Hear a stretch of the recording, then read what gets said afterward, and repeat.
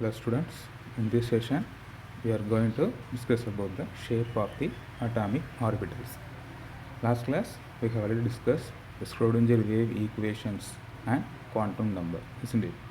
Schrodinger equation and quantum number last class பார்த்தோம். Schrodinger equationsல electrons ஒரு பர்டிகுலர் ஆர்பிட்டில் தான் என்ன செய்ய முடியும், ரிவால்வ் பண்ண முடியும். அந்த பர்டிகுலர் ஆர்பிட்கான எனர்ஜி வேல்யூ தான் பெரிமீட்டர் எனர்ஜி வேல்யூஸ்னு சொல்கிறோம். Any values are not possible.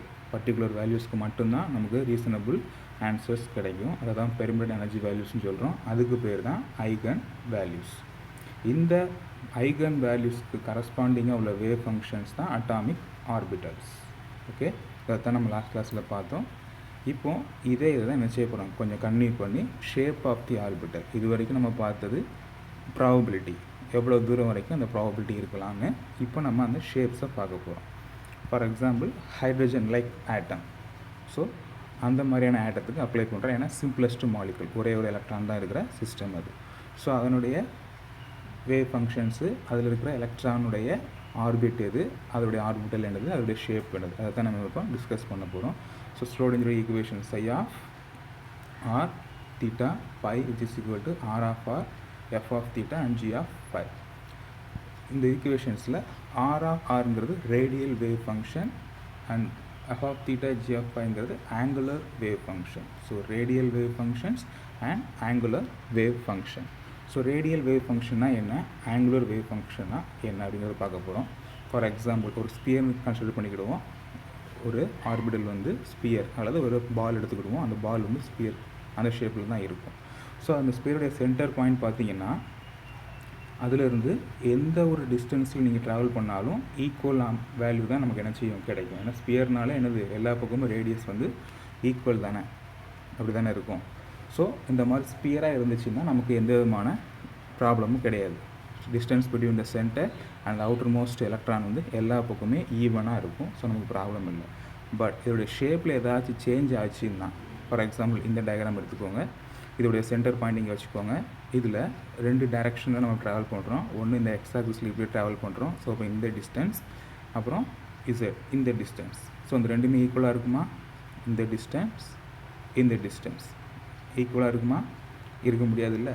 So அப்போது இந்த ஆங்கிள் பொறுத்து ஃபஸ்ட்டு இந்த ஆங்கிளில் ட்ராவல் பண்ணும்போது ஒரு வேல்யூ இருக்கும், அப்புறம் இந்த ஆங்கிள், அப்புறம் இந்த ஆங்கிள், அப்புறம் இந்த ஆங்கிள் சேஞ்ச் ஆக நமக்கு வேல்யூஸும் சேஞ்ச் ஆகிட்டே தான் இருக்கும். ஸோ இதுதான் angular wave distribution. First one is radial wave distribution, the probability of finding electron around the nucleus in a particular radius. அந்த ரேடியஸ் எவ்வளோ தூரத்துக்கு இருக்கும் அப்படிங்கிறது தான் ஆர் ஆஃப் ஆர்.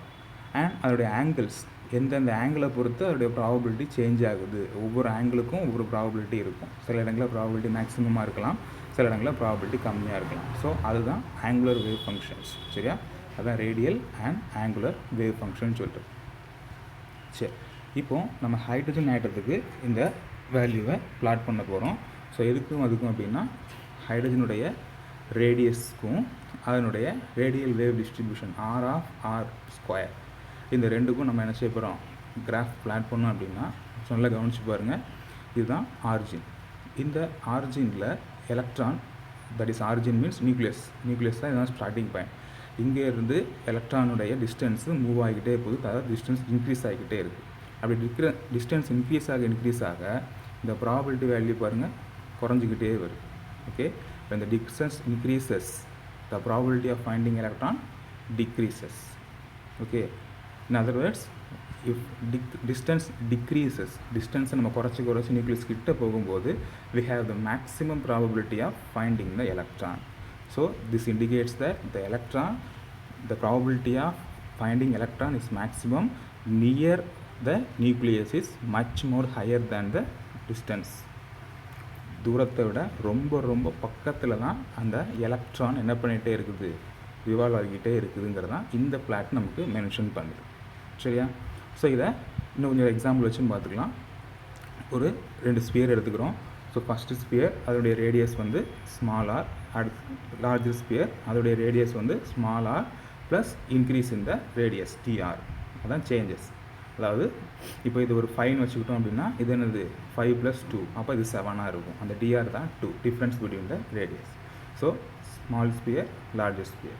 ஸோ ஒரு ஸ்பியருடைய வால்யூம்க்கான ஃபார்முலா நம்மளுக்கு தெரியும், v = 4/3 pi r3.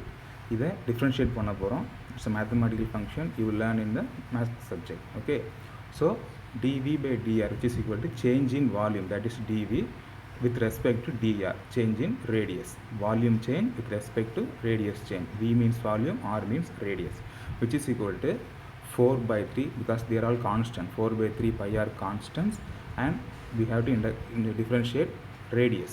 So அதை ஃபார்முலாவில் அப்ளை பண்ணிங்கன்னா 3r power n minus 1, அதாவது இப்போ 3 இருக்குன்னா 3 minus 1 2, அப்போ 3r². ஸோ இந்த 3யும் கட் ஆயிரும். அப்போ பேலன்ஸ் இருக்கிறது dv = 4 pi r². இந்த dr நம்ம என்ன பண்ணிக்கலாம், கிராஸ் மல்டிப்ளை பண்ணி ரைட் ஹேண்ட் சைடு கொண்டு வந்துருக்கோம். ஸோ அப்போ both sides multiply by psi square, therefore psi square dv = 4 pi r² psi square dr. சரியா, சேஞ்ச் இன் வால்யூம் இதை நம்ம டிரைவ் பண்ணியிருக்கிறோம்.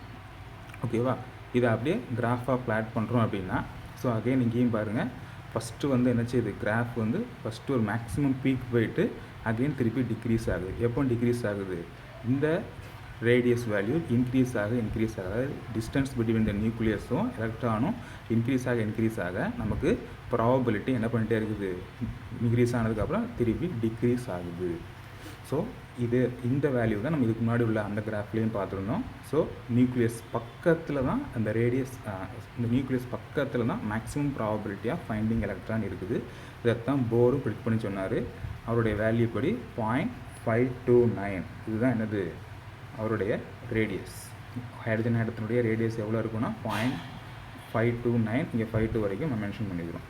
ஸோ இதிலேருந்து நம்ம அகைன் என்ன செஞ்சுக்கலாம், the probability of finding electron around the nucleus is maximum at a particular distance. அதை நம்ம என்ன செய்கிறோம், இன்ஃபார்ம் பண்ண முடியும். இது ஒரு 1s சிஸ்டத்துக்கு மட்டும் இல்லாமல் இதை அப்படியே அடுத்தடுத்த நெக்ஸ்ட் சிஸ்டம் 2, 3, 4ன்ற ஒவ்வொரு ஆர்பிட்ஸும் நம்ம என்ன செய்யலாம், அப்ளை பண்ணலாம்.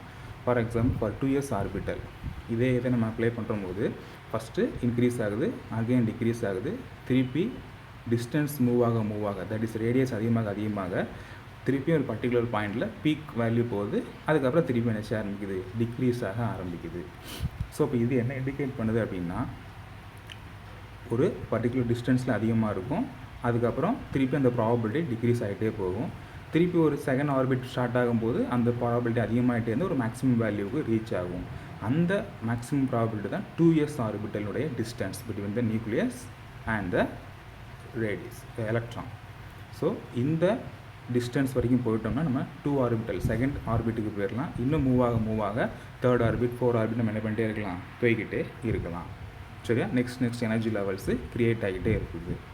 ஸோ இந்த பாயிண்ட்டுக்கு அப்போ என்ன பேர், ஃபஸ்ட்டு எலக்ட்ரான் மேக்ஸிமமாக இருக்குது, அதுக்கப்புறம் டிக்ரீஸ் ஆகுது, 0வாக இருக்குது, த ப்ராபபிலிட்டி நியர் அரவுண்டு 0.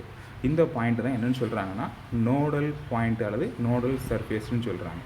அதாவது the probability density function reduced to 0 is called nodal surface. இதுக்கு இன்னொரு பேர் radial node.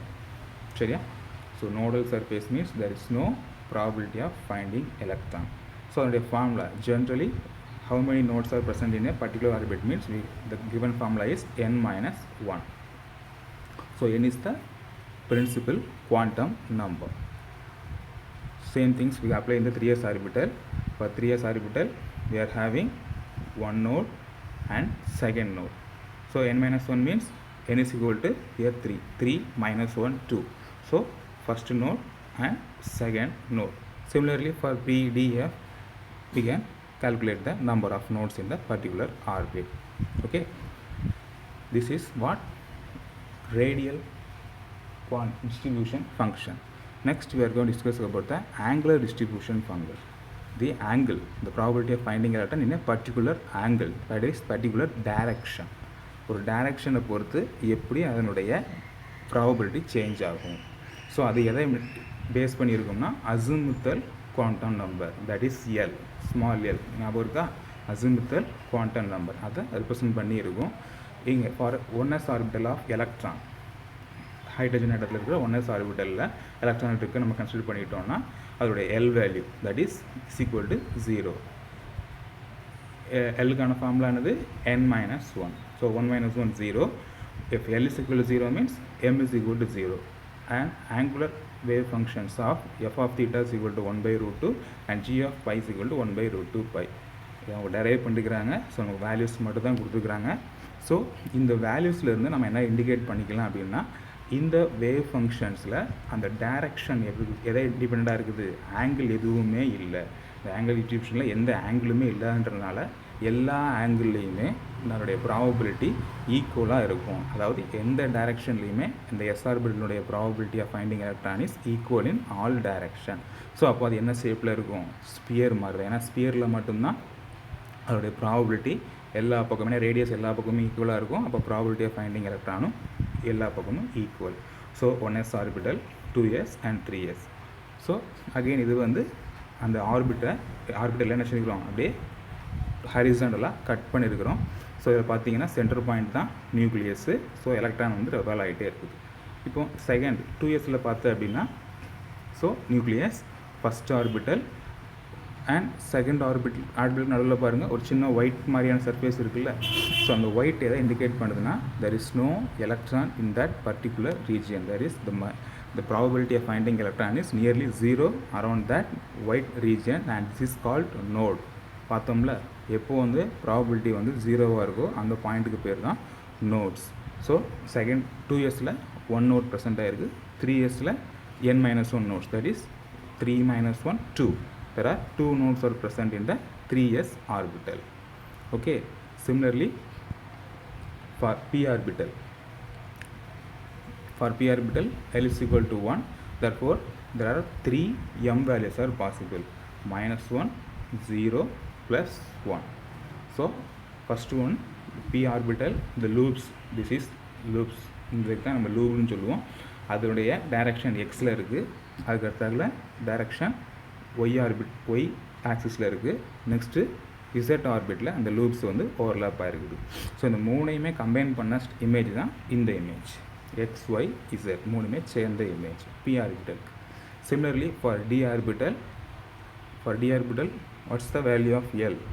L is equal to 2, therefore m is equal to -2, -1, 0, +1 and +2. So 5 orientations are possible. They are d, x, y. Here the loops are present in between the axis. Here you can see that in the x and y axis, this is x axis, this is y axis, the loops are present in between the axis, not along the axis, in between the axis. So this is d, x, y and this is y, z. Here you can see that the loops are present in between the y and z axis. Here also the orbits are present between the x and z axis. This is d, x, z. And in this image you can see the orbits are along the, not in between, or along the x and y axis, though they are indicated by d of x square minus y square. And the last one is d, z square. The orbits are along the z axis only, not on x and y. It's only depend on the z axis. So this is d orbitals, 5 orientations possible. And for f orbital, L is equal to 3, therefore 7 orientational possible, -3, -2, -1, 0, +1, +2 and +3. Okay, thank you students. I hope you understand the topic. We shall meet in next session.